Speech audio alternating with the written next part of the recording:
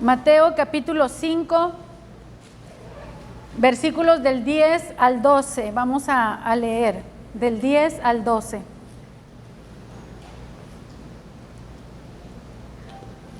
Bienaventurados los que padecen persecución por causa de la justicia, porque de ellos es el reino de los cielos.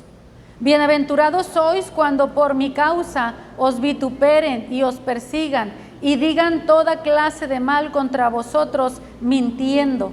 Gozaos y alegraos, porque vuestro galardón es grande en los cielos, porque así persiguieron a los profetas que fueron antes de vosotros. El día de mañana, una pareja de novios iba a contraer matrimonio. Tenían todo preparado para casarse el día de mañana, pero hubo una contingencia nacional y ambos fueron llamados para presentarse en el ejército para defender su nación. Y el día de mañana, en vez de estar en una equipá, en una tiendita de esas de esas como casitas donde se casan los judíos, tienen que estar en el campo de batalla vestidos como hombres y mujeres de guerra que están para defender a su nación. Este es un caso real, esta es una situación real. El día de, el sábado a las 6 de la mañana, con la sorpresa, Israel se despierta que está siendo atacado, se infiltraron y empezaron a hacer destrozos terroristas y está en sitio de guerra ahorita el Estado de Israel, mis hermanos. Estemos orando por ellos. No solo lo menciono esto, mis hermanos, para que estemos orando por ellos, sino porque es muy apropiado para el mensaje que yo tengo para predicar el día de hoy. ¿Cuál es tu causa? ¿Cuál es tu causa? ¿Tienes alguna causa por la cual vivir? ¿Tienes alguna causa tú como joven, como varón, como mujer, como anciano? ¿Tienes alguna causa? ¿Tienes algo por lo que vivir todavía? ¿Algo por lo que dices, yo todavía no me puedo morir? Mire que los ancianos, mis hermanos, a veces dicen, ya, ¿para qué? Ya me quiero ir. No, mis hermanos, más bien pregúntese, ¿cuál es mi causa? ¿Por qué estoy aquí? ¿Por qué no me he ido? Si no sabe de una causa, pregúntese por cuál es la causa. Y si ya la tiene, lo felicito y siga luchando por esa causa. Amén. Hasta que el Señor quiera. Amén. Aunque ya diga, ya no me quedan más fuerzas, pero mientras tenga fuerzas para orar, todavía está ejerciendo, luchando por una causa, la oración. Una causa, mis hermanos, es aquello por lo que vives, aquello que te motiva, aquello, mis hermanos, que en un momento dado dejas todo, absolutamente todo, por seguir tu causa. Este matrimonio que les comento, estos dos jóvenes que se iban a casar el día de mañana, hermanos, los convocaron el ejército los convocó y ellos no dijeron, no podemos porque mañana o el lunes nos vamos a casar. Cuando tienes una causa, lo dejas todo, absolutamente. La paternidad, la maternidad es una causa también. Cuando eres madre responsable, cuando eres padre responsable, lo dejas todo por atender a tu familia, por atender a tus hijos, principalmente cuando más te necesitan. Porque ya llega una etapa en donde tú dices, ya la libran solos. Pero tú sabes cuándo ellos de verdad te necesitan, que ellos no podrían salir adelante sin ti. Y nosotros tenemos la causa de los hijos, de sacarlos adelante, de ver por ellos. Pero, hermanos, hoy vamos a hablar de la causa del reino de los cielos. Vamos a hablar de lo que implica, hermanos, esta parábola. Están por separados dos bienaventuranzas, pero al tener el mismo sentido, quise unirlas, mis hermanos. Porque nos está hablando de bienaventurados los que padecen persecución por causa de la justicia, porque de ellos es el reino de los cielos. Bienaventurados sois cuando por mi causa los vituperen y los persigan y digan toda clase de mal contra vosotros, mintiendo. Y de pronto, mis hermanos, la palabra causa pasa desapercibida y a veces nos enfocamos en la justicia y nos enfocamos en los padecimientos, nos enfocamos en el reino de Dios, nos enfocamos en el nombre de Cristo y pasamos desapercibido la palabra causa, cuando por causa de la justicia, la causa de mi nombre. ¿Sabe que Jesús murió por una causa? Fue escrito, dice en el Evangelio de Mateo 27:37, fue escrito su causa por la cual estaba muriendo. El rey de los judíos, por esa causa estaba muriendo, porque él era el rey de los judíos.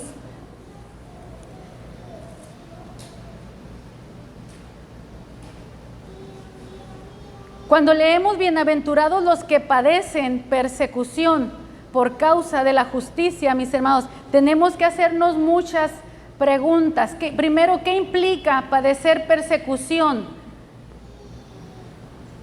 Padecer persecución implica, mis hermanos, que tú tienes una causa y esa causa es la justicia de Dios.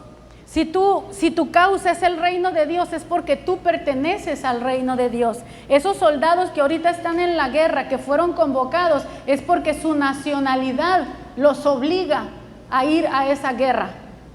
No estuvieran allí, mis hermanos, si no es porque son israelíes, perdón. Amén. No estarían allí si no son de esa nacionalidad. Lo mismo en la nuestra. Un mexicano es el que puede formar parte del ejército, un extranjero no. Y si hubiera un problema en nuestra nación, hermano, y que empiecen a convocar a tus hijos, imagínate. Y dicen, necesitamos a tus hijos. Y tú dirías, no, mi hijo no. Si tú dices, no, mi hijo no, es porque México no es tu causa. Pero si no, entonces dirías, hijo, vete y pelea por la nación, como lo hacían en los tiempos de la revolución y la guerra y todo ese tipo de cosas. Amén. Entonces se tiene que tener una causa, pero a la vez una causa está formada por una ideología, por una doctrina, por un pensamiento, por un anhelo, por un deseo, por un sueño. Pero es porque tú eres de ese lugar que estás defendiendo, que anhelas, de ahí eres parte. Si tú luchas por el reino de los cielos, es porque tú eres del reino de los cielos. No estás para ganar el reino de los cielos, sino porque eres del reino, vas a pelear por los intereses del reino. La justicia es del reino de los cielos. El trono de Dios está establecido en la justicia y en la equidad, mis hermanos. Así que hay que luchar, hay que pelear por el reino de Dios. Va a haber persecución, sí, ¿Qué se necesita para enfrentar la persecución? Se necesita valor, hermanos. Para que tú estés dispuesto a pelear por una causa, tiene que ser algo que amas, que tienes convicción, porque, hermanos, padecer persecución no es fácil. Yo no sé si alguna vez tú has padecido persecución, si alguna vez se han levantado en tu contra, si has tenido que confrontar, o mejor te retiraste, te fuiste de ahí para que no te dijeran, no sé, tantas cosas. Pero la Escritura dice, hermanos, que por causa de la justicia vendrá persecución, y también por causa del nombre de Cristo vendrá persecución, vituperios, ofensas, menosprecio. Estamos en un tiempo, hermanos, donde no debemos de mirar esto lejos. Tenemos que estar conscientes. No debe ser una predicación alarmista, realista. La realidad nos debe de alarmar, ¿sí? La realidad nos debe de alarmar. Estamos en un tiempo donde hay ya persecución en muchos sentidos y países donde no hay libertad de religión, donde si eres un cristiano te pueden matar. Ahora, Jesús dio estas bienaventuranzas porque Él sabía que nos estaba enviando como ovejas en medio de lobos. Amén. Usted no es un lobo para pelear con los lobos. Usted es una oveja que va a padecer persecución por causa precisamente de ser una oveja en medio de lobos.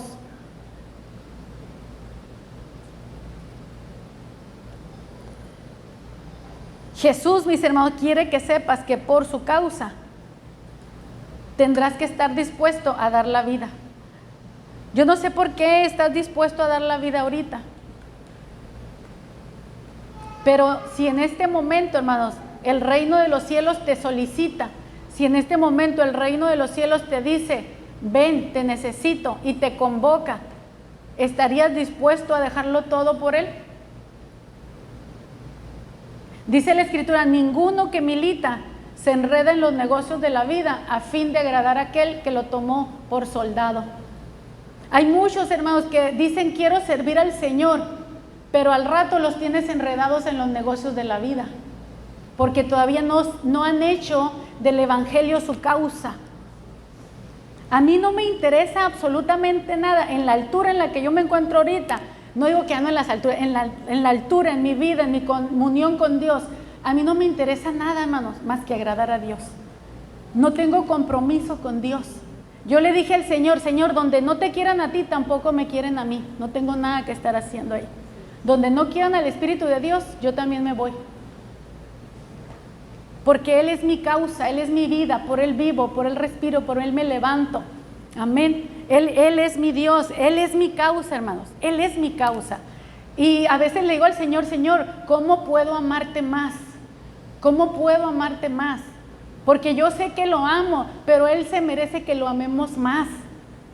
Y a veces, hermanos, de veras, debemos buscar la manera de cómo permanecer en Él fieles y agradarlo. No estamos buscando agradar a Dios para ganarnos la salvación, sino porque estamos en ella.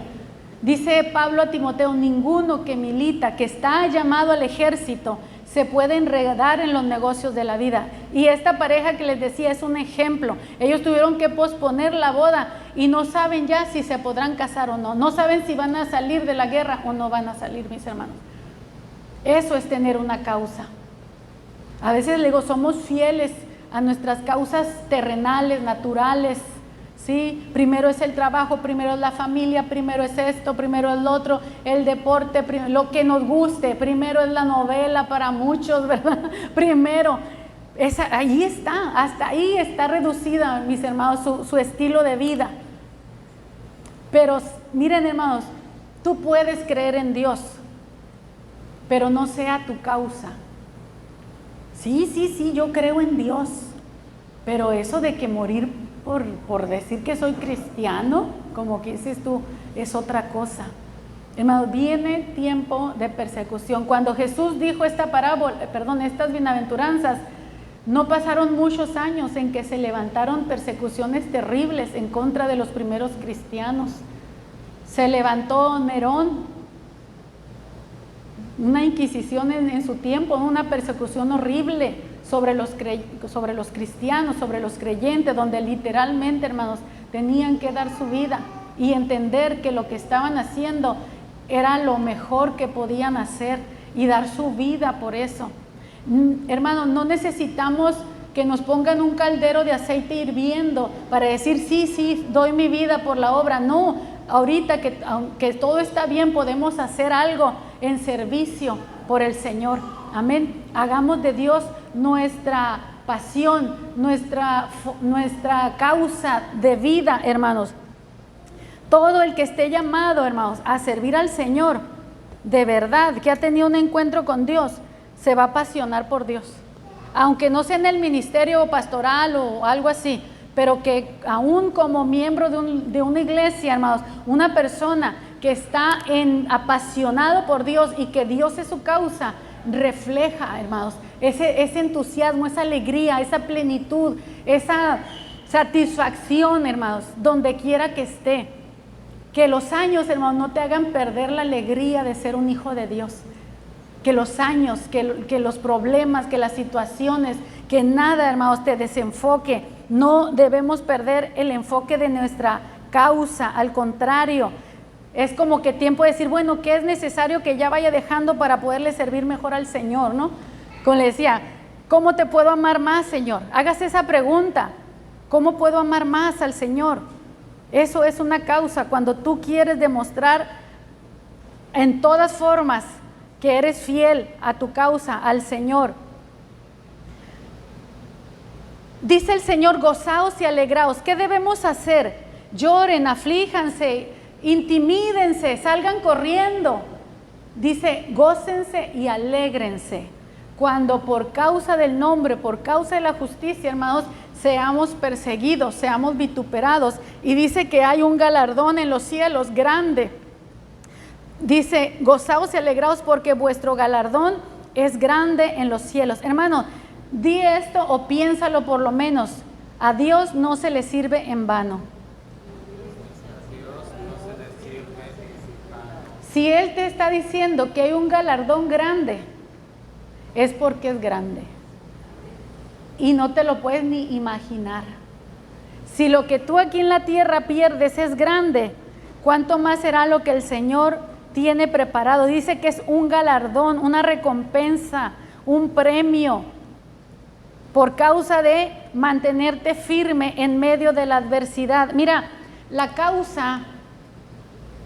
persecución te pone a prueba. Pone a prueba tu causa para ver si es verdad, es que eres fiel a lo que dices ser fiel. Cuando se levante la persecución, hermano, somos puestos a prueba para ver si en verdad somos fieles. Amén. Dios no nos ha dado espíritu de cobardía, sino de poder, de amor y dominio propio. Quiere decir que Dios nos equipó para soportar la persecución. Cuando la persecución venga, porque fíjese bien que dice cuando significa que va a suceder. Amén. Va a suceder. Bienaventurados sois cuando por mi causa o por mi nombre los vituperen y los persigan. Ese cuando ya está aquí. Ese cuando ya llegó. No lo vea a futuro. Ese cuando ya está aquí. En cualquier momento, mis hermanos, es puesta a prueba tu fe. En cualquier momento. Quiero mostrarle unos ejemplos de lo que es ser un profeta de Dios o un hombre llamado por Dios. Y cómo cuando un hombre de Dios verdaderamente ha sido llamado por Dios, Dios lo capacita para enfrentar.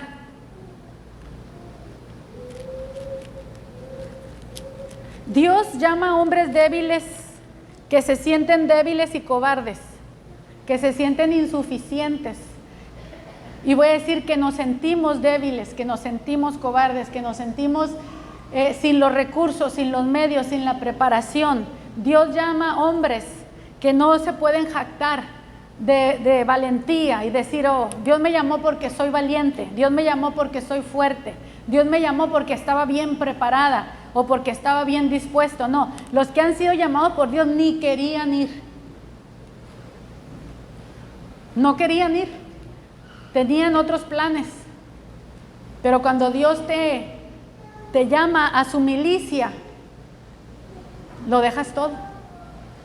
Yo entendí, hermanos, apenas el año pasado me di cuenta, o lo entendí de esa manera, que me reclutaron. Me reclutaron en el ejército del Señor. Yo no sé si tú lo has entendido así. Estamos reclutados por el Señor y tenemos que prepararnos, mis hermanos, porque en cualquier momento nos llaman a una guerra. Miren, en Jeremías capítulo 1, el Señor vino a Jeremías siendo muy jovencito y le dice, vino pues palabra de Jehová a mí diciendo, antes que te formase en el vientre te conocí, y antes que nacieses te santifiqué y te di por profeta a las naciones. Le pidió permiso para convertirlo en un profeta. Le pidió permiso. Convocó, hizo una convocatoria. Todos los que quieran ser profetas vengan porque los voy a preparar, los voy a entrenar. No, hermanos, cuando el Señor va, como me decía mi abuela, cuando tú vas yo ya vengo. Cuando nosotros vamos, el Señor ya viene. Y resulta que el Señor ya desde antes de que fueras formado en el vientre, el Señor ya te había conocido. Y dice, y antes que nacieses, el Señor ya te había santificado. Se lo está diciendo a Jeremías. Santificado quiere decir apartado, dedicado para un oficio, para mi servicio. El Señor le está diciendo, desde antes que nacieras yo ya te tenía preparado para que me sirvas como profeta. Y no cualquier profeta, sino un profeta para las naciones. Y lógicamente, hermanos, que cuando nosotros escuchamos el llamado del Señor, todos nos impresionamos, todos nos asombramos. Es poco, me imagino que es poco el que dice, ay, sí, Señor, aquí está mi vida. No, porque hasta el momento su causa ha sido Él mismo. Su causa ha sido su propia vida, sus propios planes, sueños, metas, objetivos. Tiene dibujado todo lo que quiere, ya se ven haciendo cosas grandes en alguna área. Y viene el Señor y te dice, te recluta y te dice, tú ya estás en mi lista. Y tú dices, ¿qué? ¿Cómo? ¿Cuándo? No me pidieron opinión. No, Dios no te pide opinión. Dios es Dios. Dios es Dios. Y desde un principio uno entiende, hermanos, que Dios es Dios. Y que o nos sometemos a Él o nos sometemos. Así de fácil, porque Él es Dios. Jeremías le dice, ay Señor, no sé hablar, soy un niño. Y el Señor le dice, no digas soy un niño, porque a todo lo que te envíe irás tú y dirás todo lo que te mande. A donde te envíe irás tú y dirás todo lo que te mande. Mire, hermano, ir a donde el Señor te dice no es fácil. Ir a decir lo que el Señor te dice no es fácil. Porque si el reino de los cielos no es tu causa, no vas a querer hacerlo. No lo vas a querer hacer. Jonás no quiso hacerlo. Dijo, no, yo para Nínive no voy. Y el Señor se lo trajo a fuerzas. Amén. Porque eso es lo que hace el Señor con un llamado. Amén. Dios lo trae y lo trae. Entonces le dice, no digas soy niño, porque irás a donde yo te envíe y dirás todo lo que te mande. En una ocasión, hermanos, el Señor primero me dio un sueño. Y soñé, en Sonoita, soñé la casa de enfrente, en donde vivía un joven y vivía un anciano. El anciano venía a la iglesia, tenía poco visitándonos, eran nuevos ahí en el barrio y estaba viniendo el anciano, el hermano, y el muchacho no, el muchacho era de los que se sentaba todas las tardes en la banqueta de su casa a fumar lo que ya sabe, todos los días.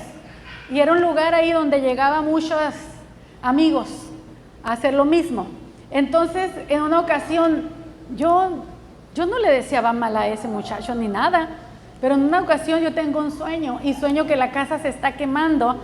Entonces yo corro hacia allá a buscarlo, a ayudar, y el muchacho me abre la puerta y tiene en sus brazos a su papá, que estaba ancianito, que ya no podía caminar, y me lo da en los brazos, y yo lo tomo y él cierra la puerta y se queda dentro de la casa quemándose. Y cuando eso sucede, escuché, le he dado tiempo para que se arrepienta y no se quiere arrepentir. Y cuando me despierto, ¡fum!, lo primero que viene el sueño, y aquí en mi corazón yo sé que se lo tengo que decir.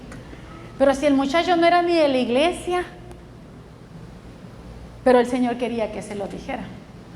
Entonces hablo con mi esposo y le digo, ¿sabes qué? Pasó esto, vamos a ponernos en oración, en ayuno, porque tenemos que hablar con este muchacho. Nos pusimos de acuerdo en decirle al joven si podía venir a la iglesia, donde está la casa pastoral, para platicar con él, porque sabíamos que allá en su casa no iba a haber oportunidad, ¿no? Llegaba mucha gente ahí. Entonces nos pusimos en ayuno un día, lo llamamos, vino, lo sentamos, empezamos a platicar. Era de esos vecinos que nada más saludamos así, buenos días, buenas tardes, así. Nunca habíamos tenido una conversación. Nos sentamos y le dijimos, bueno, mira, ya ni me acuerdo cómo se llama el muchacho. Le dije, mira, queremos platicarte esto. Y le contamos el sueño y se quedó él, ay, ay, ay, le hace, ¿no? El muchacho.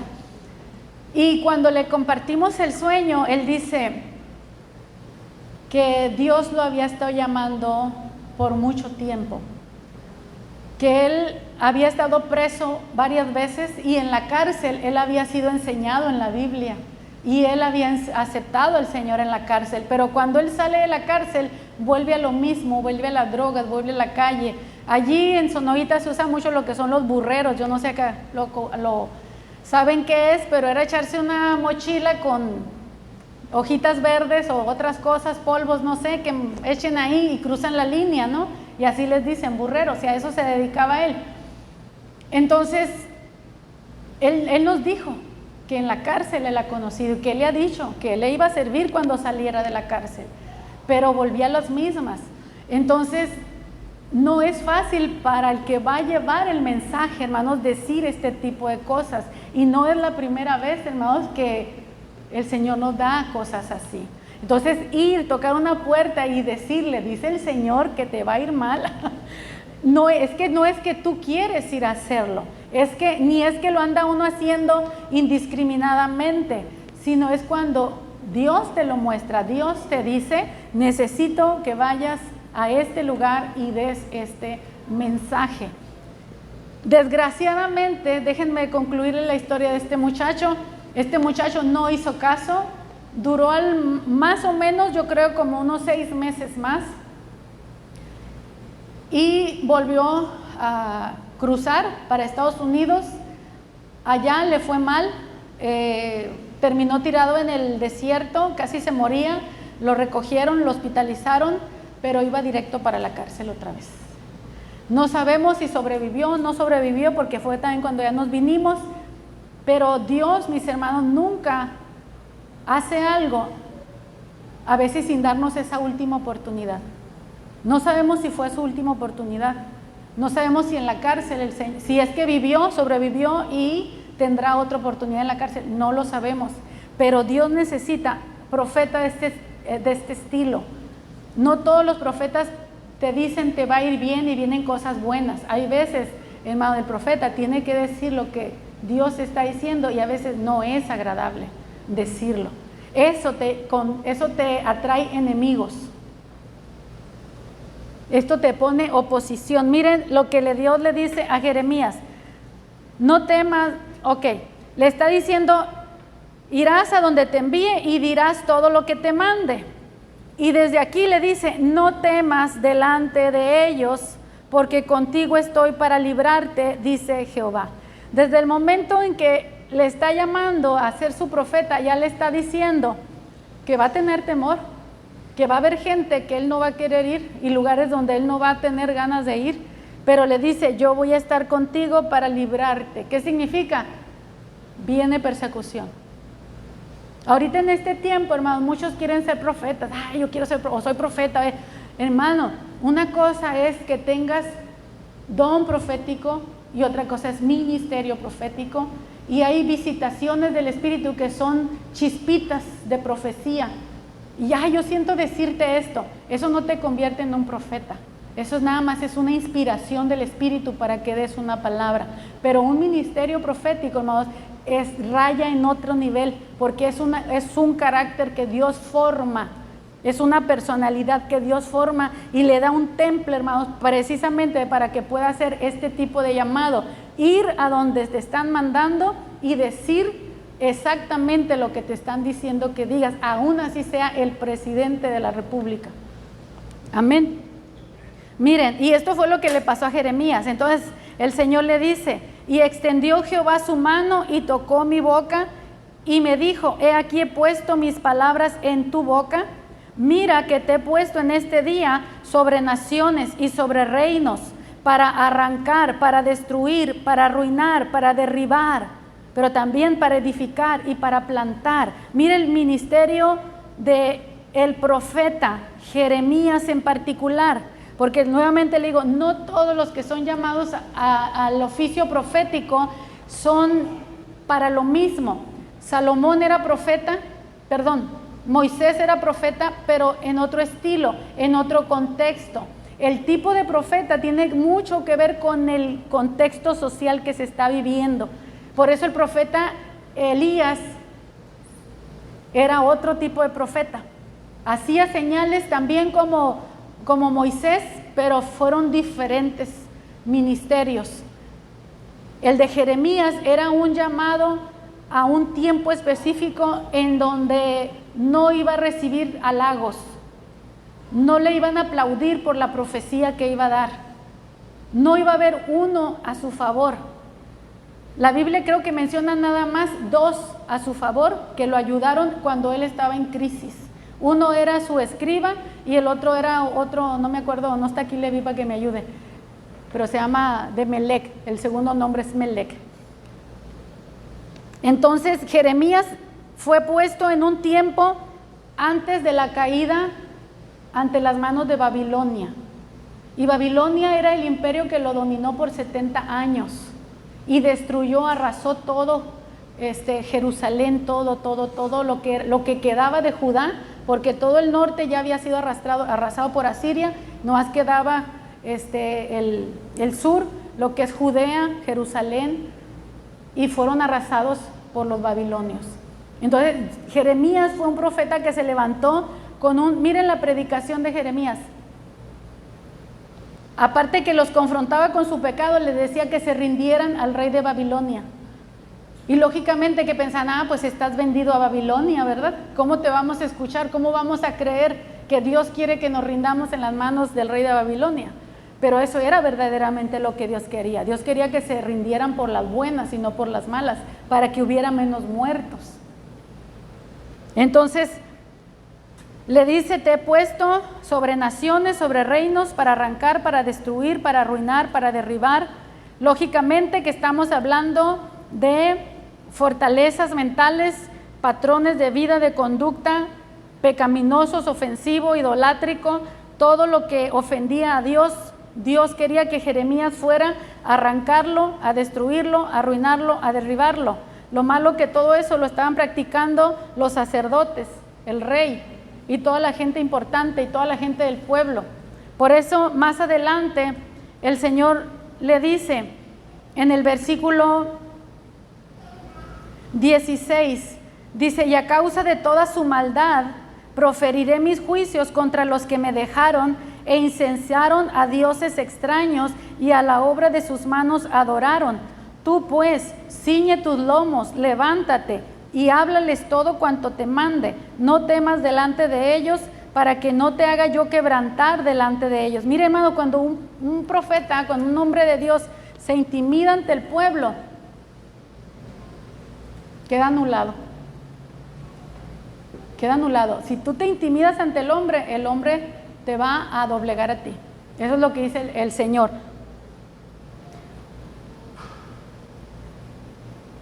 Ciñe tus lomos, levántate, háblales todo cuanto te mande, no temas delante de ellos, para que no te haga yo quebrantar delante de ellos, porque he aquí yo te he puesto en este día como ciudad fortificada, como columna de hierro, como muro de bronce, contra toda esta tierra, contra los reyes de Judá, sus príncipes, sus sacerdotes, el pueblo de la tierra, y pelearán contra ti, pero no te vencerán, porque yo estoy contigo, dice Jehová, para librarte. Imagínense que el Señor le dice, hermano Víctor, Dios le dice, ve a tal ejido de aquí de Mexicali y diles tal mensaje, pero se va a levantar, no sé quién gobierna en un ejido, comisariado, se va a levantar todos ellos y la gente, van a venir con asadones, con palos en contra tuya, pero yo estoy contigo, yo te voy a proteger. Imagínense.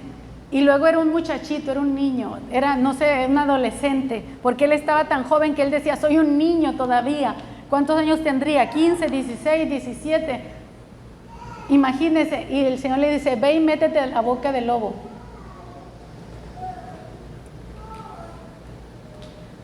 Hermano, predicar el evangelio es llevar la paz de Dios, pero es irte a meter a la boca del lobo.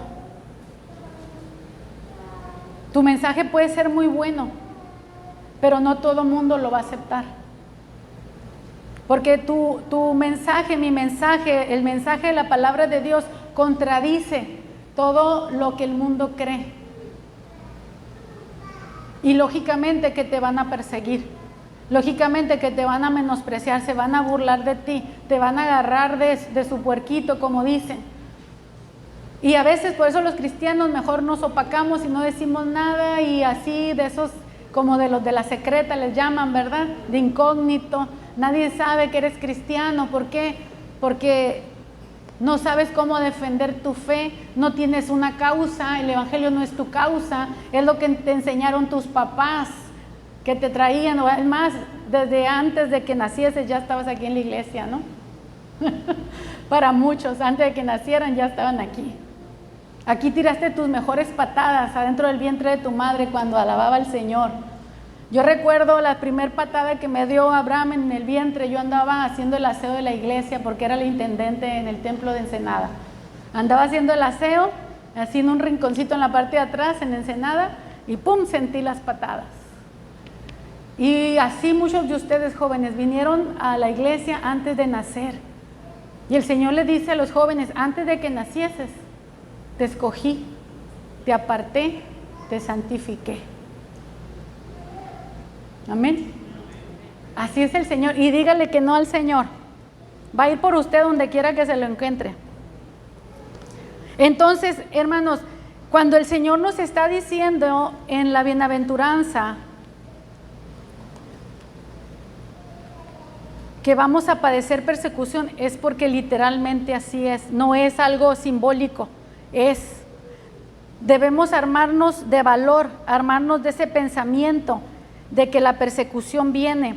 Jesús, mis hermanos, cuando entró a Jerusalén, cuando se acercaba a su muerte, él mismo lloró sobre Jerusalén y dijo: Jerusalén, Jerusalén, que matas a tus profetas, que matas a los que son enviados. ¿Cuántas veces quise juntarte como la gallina junta sus polluelos debajo de sus alas y no quisiste?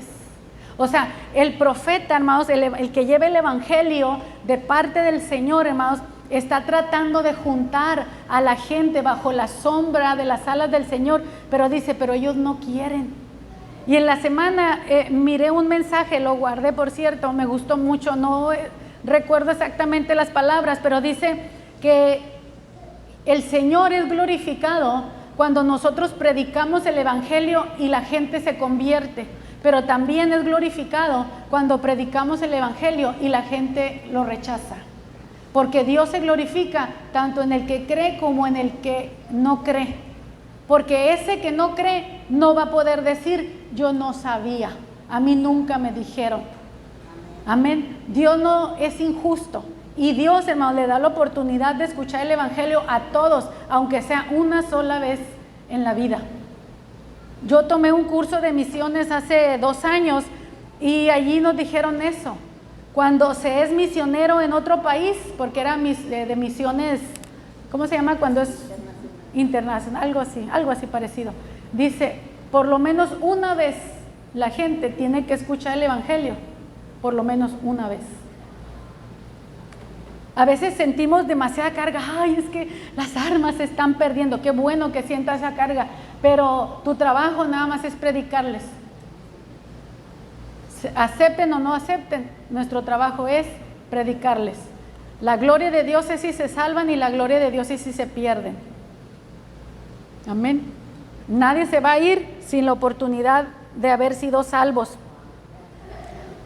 Pedro, mis hermanos, nos habla, ya me extendí, ¿verdad? Bastante. Y voy en la introducción. No es cierto. Primera de Pedro. Ya vamos a irnos rápido con esto. Primera de Pedro, capítulo 4, versículo 12 en adelante, de 12 al 19. Pedro nos dice: amados, no se sorprendan del fuego de la prueba que les ha sobrevenido, como si alguna cosa extraña les aconteciese, sino gozaos. Lo mismo que Jesús dijo: gócense, alégrense, gócense por cuanto sois participantes de los padecimientos de Cristo, para que también en la revelación de su gloria os gocéis con alegría. Si sois vituperados por el nombre de Cristo, sois bienaventurados, porque el glorioso Espíritu de Dios reposa en vosotros. Ciertamente de parte de ellos Él es blasfemado, pero de vosotros es glorificado. Escuché a una predicadora decir, la persecución te califica. La persecución te califica. Si eres fiel, hermano, en el entrenamiento, cuando venga la verdadera persecución, estás preparado para aguantarla. Entonces Dios tiene que permitir a veces no entendemos, hermanos, cuál es el entrenamiento. Lo que nosotros vivimos en el día a día y que nosotros vencemos, ese es nuestro entrenamiento. Para lo bueno, para cuando venga lo bueno de verdad. Y tú dices, ay, es que ya pasé, pero no, eso nada más era el entrenamiento. Los muchachos que hacen deportes, ¿cómo son los entrenamientos? ¿Son nice así o son duros? Son duros. ¿Para qué los están entrenando? Para cuando enfrenten al enemigo de verdad. Para cuando se enfrenten con el otro equipo. Hermano, eso que hemos vivido ahí en la soledad ha sido entrenamiento nada más. Todavía no viene lo bueno. Por eso les decía cuando recién llegamos acá, yo creo que el ministerio que hemos desarrollado hasta ahora, le digo, ha sido entrenamiento para este tiempo, para nosotros. Amén. O sea, un entrenamiento. Entonces dice que nos debemos de gozar cuando vengan todas estas cosas. Dice, así que ninguno de vosotros padezca por homicida, ladrón, malhechor o entremeterse en lo ajeno. Miren, ni por chismosos quiere que padezcamos. Pero si alguno padece como cristiano, no se avergüence, sino glorifique a Dios por ello. Por eso le decía eso a los niños. Sí, gócense, porque también ellos como niños, también ellos van a recibir en algún momento alguna palabra hiriente. Y tiene que preparar a sus hijos para eso, hermanos. Prepárelos para enfrentar la persecución. Prepárelos. Mire, es más, prepare a sus hijos hasta para venir a la iglesia. Cuando traiga a sus niños, hijo, los que tienen niños, no les dé el celular para que esté viendo caricaturas en la iglesia o juegos o algo por el estilo. Traiga a su hijo a la iglesia a adorar a Dios.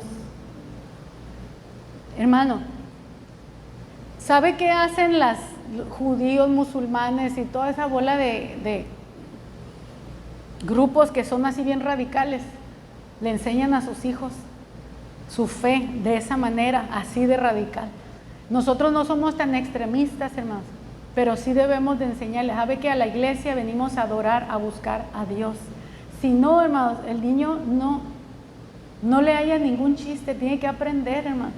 Les enseñamos la fe desde que son chiquitos. Muy bien.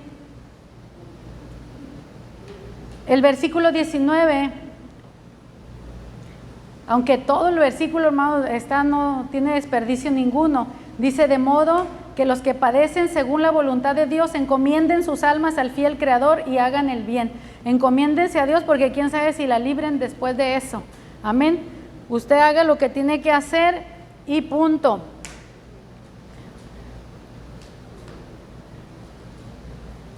Voy a leerles estos pasajes y nos vamos a ir rápido, hermano, porque aquí es donde entra algo que a nosotros nos debe de interesar en el libro de Apocalipsis, capítulo 1. Vamos a ir, son 4 citas bíblicas en Apocalipsis y con eso terminamos. 1:9.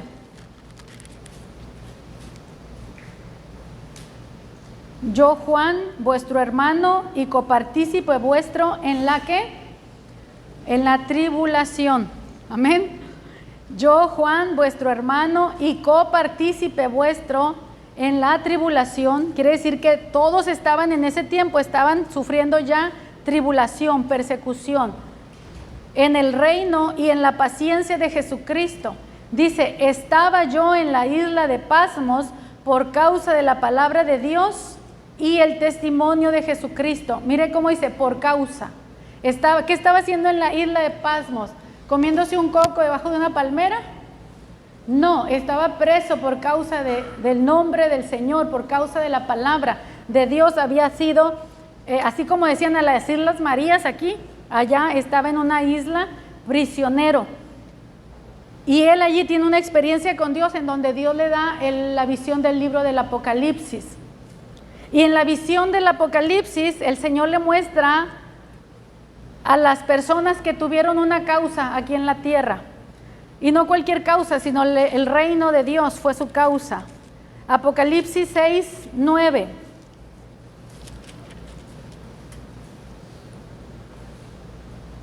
No hay mejor causa, hermanos, que vivir para Dios. Y creo que igual no hay mejor causa que morir para Dios. Pablo decía, para mí el vivir es Cristo y el morir es ganancia. Pablo tenía una causa y él también sufrió bastante por esa causa.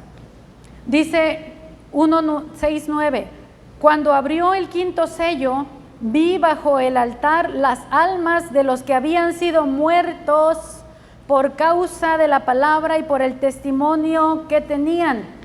Fueron muertos, mis hermanos, por causa de la palabra de Dios y por causa del testimonio, por causa de decir, creo en Jesucristo. Hermanos, así como hubo tiempos ya de persecución y muerte, vienen tiempos de persecución y muerte. Amén. Vienen tiempos. Nada de que hay derechos humanos, olvídese. Los derechos humanos no existen para los que están en contra del montón. Amén. No van a existir.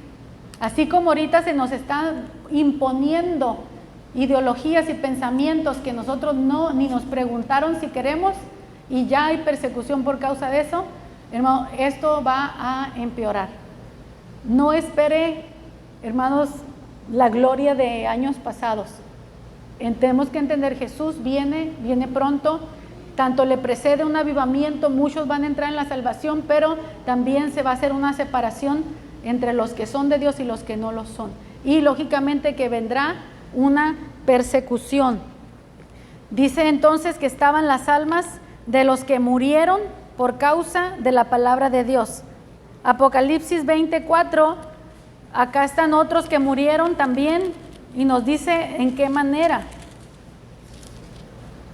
¿En qué manera específicamente mueren estos que murieron por la causa del Señor?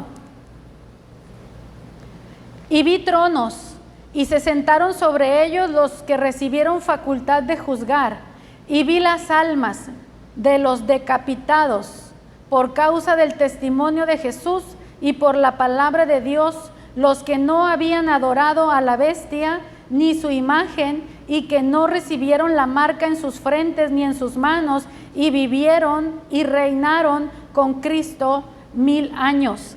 Miren, cuando el Señor dijo hay un galardón para ustedes en el cielo, esto es parte del galardón, reinar con Cristo 1000 años. Pero ¿cómo murieron estos? Decapitados. ¿Por qué dice decapitados? Miren, esto es particular.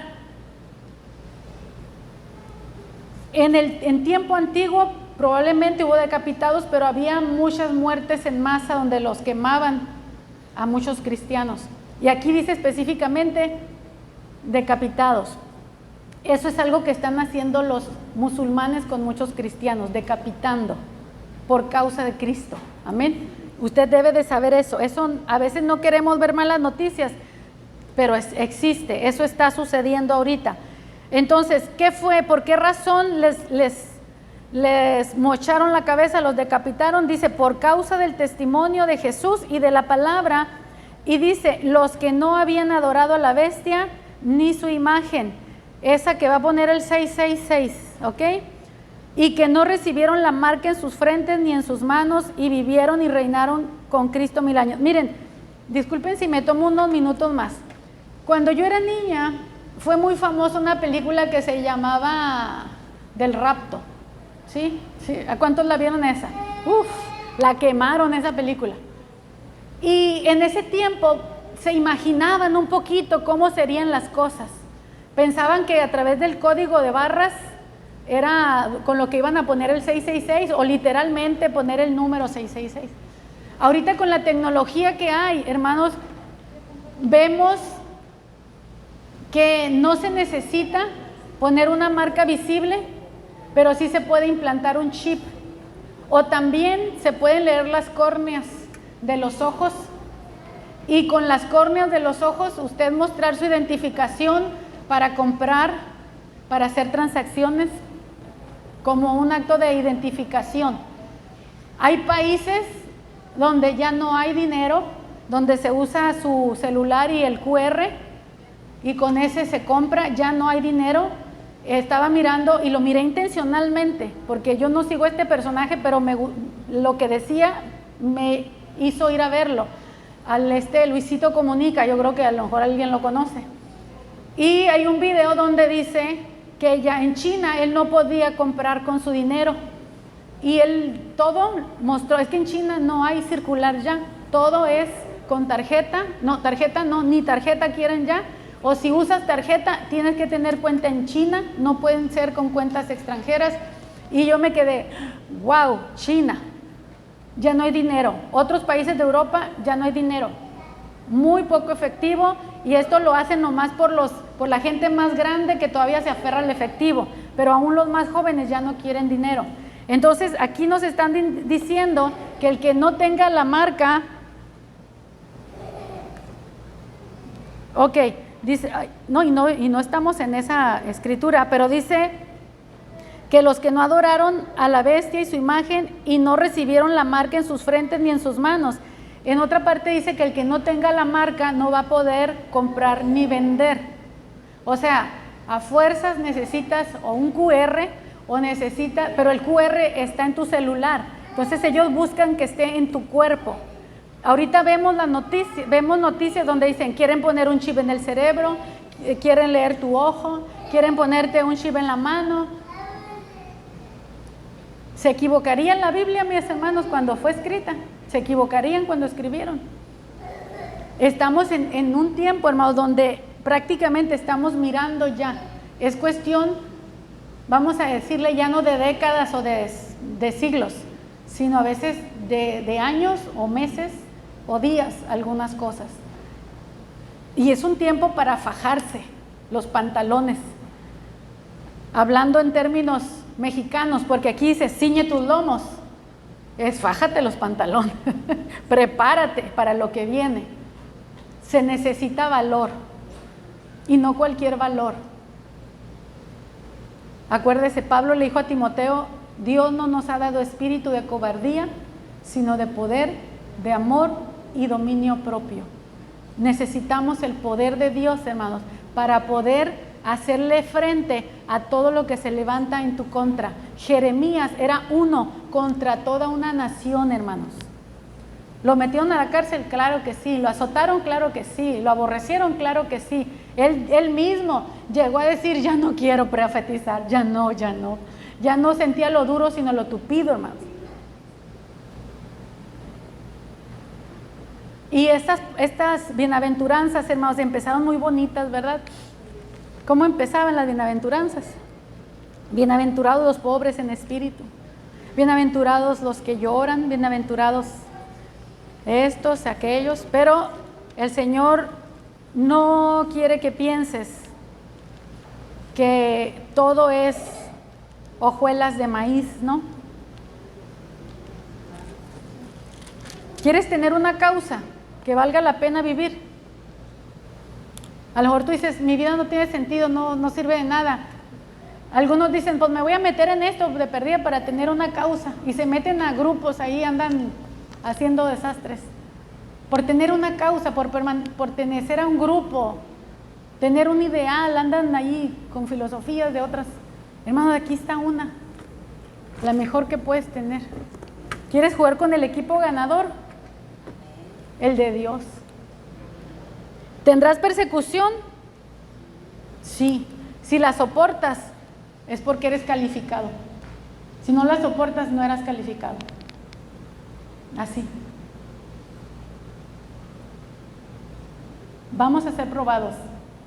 Y te digo, esas pequeñitas pruebas que ahorita tienes, apenas son entrenamiento. Lo bueno es cuando vayas al campo.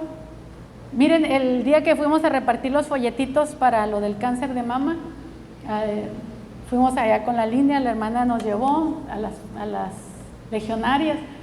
Y yo tenía un sueño, yo tengo un sueño, yo me veo predicando al aire libre, no nada más en una iglesia. Y yo me veo y yo deseo eso, y he orado y le digo. Y cuando estábamos ahí, andábamos repartiendo, dije yo, ¿cómo nos vamos a ir sin hablarles?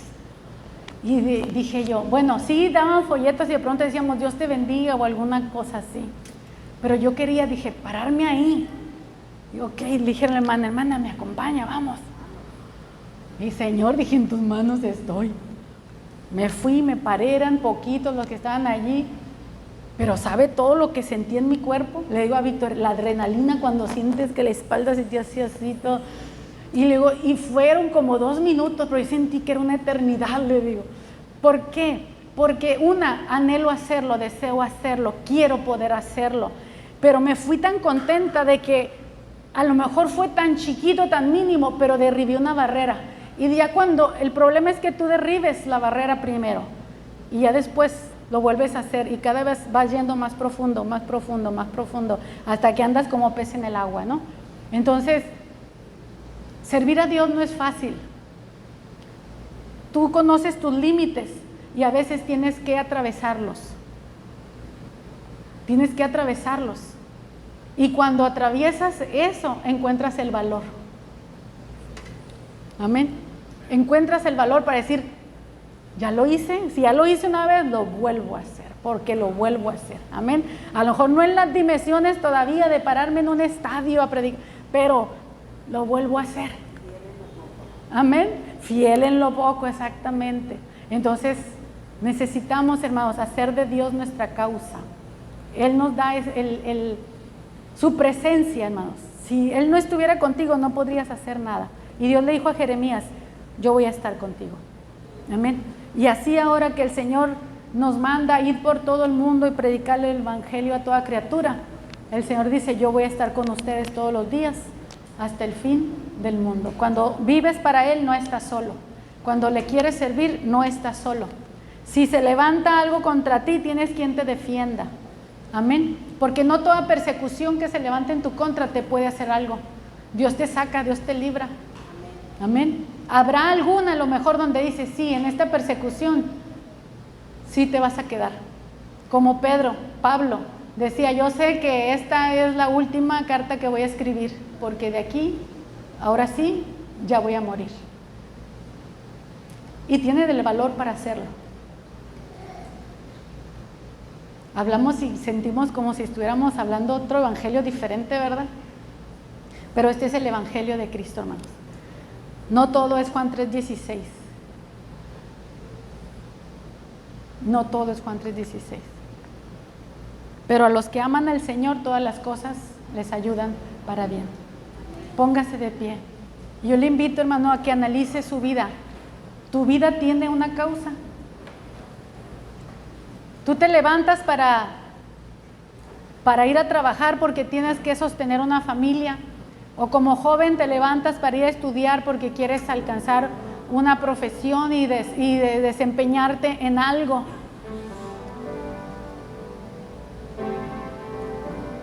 Pero tú puedes tener esa familia, tú puedes tener esa escuela, tú puedes tener tu vida en Dios y que el evangelio sea tu causa por encima de todo.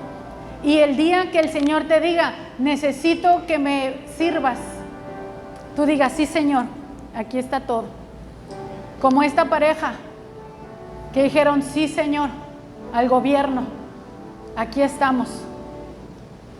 Dejan su boda. Los que hemos pasado por ahí, ustedes saben lo que es una boda. Y uno... Es más, cuando uno está soltero y que no se ha casado, a veces ni tiene novio o novia todavía, y dices, que no venga Cristo todavía porque me quiero casar, ¿verdad? ¿A cuánto les pasó eso? Porque queremos casarnos, es una etapa que queremos vivir. Y para decir, no la voy a vivir por amor a mi nación, es porque se tiene una causa. Y si tú dices, no voy a vivir estas cosas por amor a Cristo, es porque Cristo es tu causa y Él está por encima de todo. Por eso es De ellos es el reino de los cielos. Bienaventurados los que padecen persecución por causa de la justicia, porque de ellos es el reino de los cielos. Le pertenecen al reino, por eso lo hacen, porque ya son del reino.